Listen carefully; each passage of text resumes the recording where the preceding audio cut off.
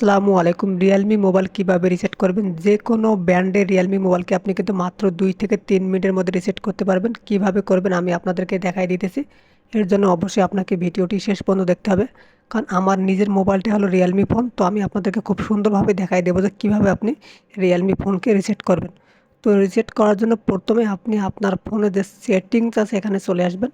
আসার পর এখানে অনেকগুলো সেটিংস থাকবে, তো আপনাকে কোনো কিছুই করতে হবে না, খুব সহজভাবে আপনি রিসেট দিতে পারবেন। সার্চ অপশনে গিয়ে সার্চ করবেন রিসেট, শুধু এটুকু লিখবেন RESET, রিসেট লিখে সার্চ করবেন। সার্চ করার পর একটু অপেক্ষা করবেন।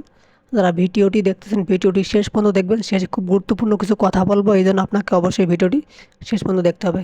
এখানে দেখেন লেখা আছে রিসেট অল ফ্যাক্টরি ডাটা, বা দেখেন erase all data factory reset সবার শেষে থাকবে। তো আপনি সবার শেষে যে অপশনটি আছে এখানে একটা ক্লিক করে দেবেন। ক্লিক করে দেওয়ার পর এখানে দেখেন erase all data factory reset, এখানে ক্লিক করবেন।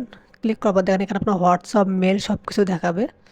তো এখন আপনি কি করবেন, আপনার সব ইনফরমেশানগুলো অন্য একটা ফোনে রাখবেন, অথবা আপনার সব ইনফরমেশন আপনি অবশ্যই গুগল ড্রাইভে রাখবেন। রাখার পর ইরেজ অল ডাটা এখানে ক্লিক করবেন।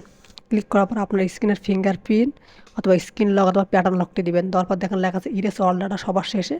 এখানে ইরেজ অল ডাটায় ক্লিক করলে কিন্তু আপনার মোবাইলটা ফ্যাক্টরি রিসেট হয়ে যাবে। তখন কিন্তু আপনার ফোনটা আগের মতো হয়ে যাবে এবং অনেক ফাস্ট কাজ করবে। এবং অবশ্যই আপনাকে কিন্তু ইরেজ অল ডাটা দেওয়ার আগে সব ইনফরমেশন অন্য ফোনে রাখবেন অথবা গুগল ড্রাইভে রাখবেন। ধন্যবাদ ভিডিওটি শেষ পর্যন্ত দেখার জন্য। যদি ভালো লেগে থাকে তাহলে প্লিজ সাবস্ক্রাইব করে শেয়ার করে দেবেন।